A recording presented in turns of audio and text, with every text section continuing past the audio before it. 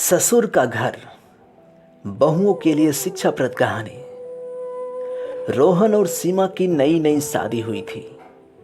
घर में ससुर यानी कि रोहन के पिता सुधीर जी और वे दोनों बस 3 ही लोग थे।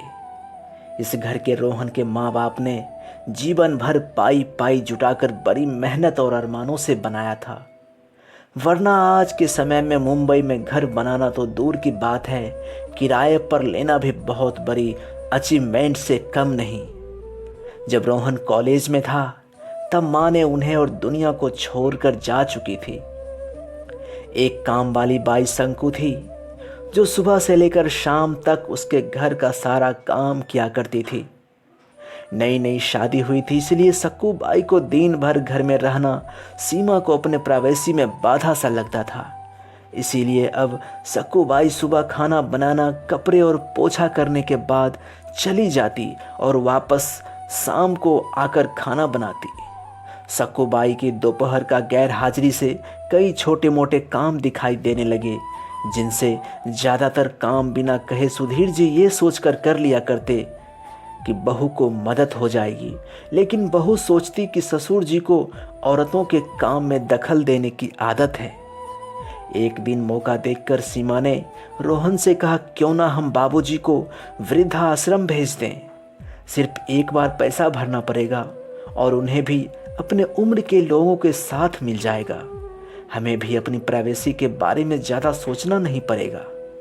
रोहन ने सीमा की बातों पर ज़्यादा ध्यान नहीं दिया।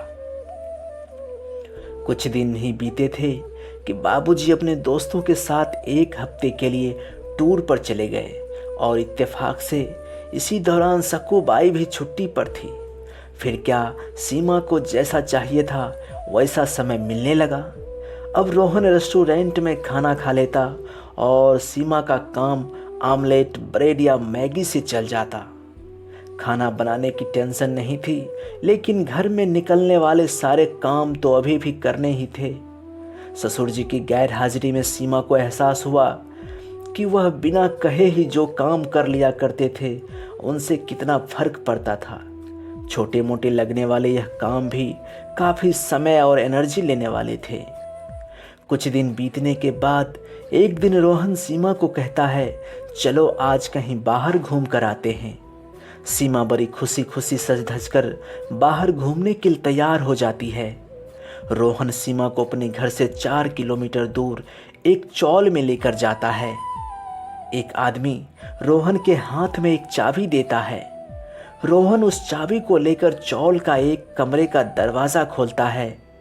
कमरा खुलते ही 2 रूम वाले उस छोटे से अंधेरे से भरे घर के अंदर रोहन सीमा को लेकर जाता है और कहता है, कैसा लगा तुम्हें हमारा नया घर। रोहन कहता है, हम अगले महीने से इसी मकान को भाड़े से लेकर रहेंगे, अलग और अपनी प्राइवेसी का मजा लेंगे।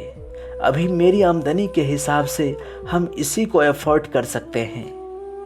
रोहन का यह व्यवहार सीमा की समझ में नहीं आया। वह चौंकते हुए कहती है, हमारे पास अपना इतना बड़ा घर है तो फिर क्यों हम भाड़े से रहेंगे। रोहन उसे टोकते हुए कहता है, सोच समझकर बोला करो, वह घर हमारा नहीं है, वह माँ बाबूजी का है। तुम्हारे पास 1 महीना है सोचने के लिए कि तुम्हें आगे क्या करना है। दोनों वहाँ से वापस अपने घर लौट आते हैं। पूरे रास्ते सीमा के दिमाग में तरह तरह के विचार चल रहे थे।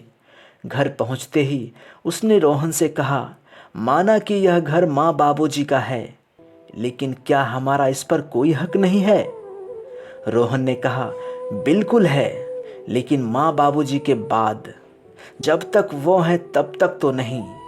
अगर तुम्हें हक समझ में आता है तो तुम्हें जिम्मेदारियां भी समझ में आती होंगी।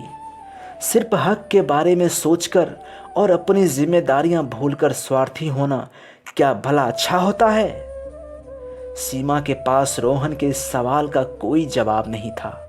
वह सोचने लगा कि उसने अपनी क्षणिक सुख के स्वार्थ के लिए इतने नीचे गिरकर ऐसी घटिया सोच अपने दिमाग में आने दी। उसे मन ही मन पछतावा होने लगा। सीमा रोहन से बोली, मुझे माफ़ कर दीजिए, मैं सच में स्वार्थी हो गई थी, मुझसे बहुत बड़ी गलती हो गई। रोहन बोला, तुम्हें पछतावा हुआ ना? मेरे लिए यही काफ़ी है, मैं तुमसे नाराज़ नहीं हूँ। बेटे और बहू का यह वार्तालाप सुधीर जी दरवाजे पर खड़े होकर सुन रहे थे। उन्होंने आसमान की तरफ देखा और बोले, भाग्यवान, तुम धन्य हो जो तुमने ऐसे बेटे को जन्म दिया है। उन्होंने दरवाज़ा खटखटाया। बहू ने दरवाज़ा खोला तो उनके हाथों से पकड़ी थैली से गरम गरम समोसे की सुगंध उसको आने लगी। ससुर ने अपनी बहू से कहा, वो कोने वाली हलवाई के पास से लाया हूँ, तुम्हें बहुत पसंद है ना? सीमा को अपने ससुर के प्रति विचार और ससुर के प्रति प्यार, उन दोनों को फ़र्क समझ में आते ही उसकी आंखों में पश्चाताप के आंसू और चेहरे पर अपने परिवार के प्यार के कारण मुस्कान आ गई। दोस्तों, इंसानी दिमाग में दिन भर में हजारों विचार आते हैं, कुछ अच्छे कुछ बुरे, लेकिन किसी भी विचार को शब्दों में परिवर्तित करने से पहले उनको समझना बहुत ज़रूरी है। अक्सर विचार और वास्तविकता एक दूसरे से मेल नहीं खाते हैं। हमारे बुजुर्ग जो हमें बोझ लगते हैं, जिनसे हम बात बात में चिढ़ जाते हैं, और ऐसा इसलिए होता है क्योंकि हम स्वार्थी होकर सोचते हैं और हम उनके योगदान को समझ नहीं पाते हैं। वो हमारे जीवन में बहुत अहम किरदार निभाते हैं। तो दोस्तों, कैसी लगी ये कहानी? आशा करता हूँ ये आप सभी को बहुत पसंद आया होगा। अगर वीडियो पसंद आई तो प्लीज़ वीडियो को लाइक करके चैनल को सब्सक्राइब ज़रूर कर लीजिएगा और कमेंट में ज़रूर बताइएगा। मिलते हैं ऐसे ही बेहतरीन कहानी के साथ। तब तक के लिए खुश रहिए, मस्त रहिए।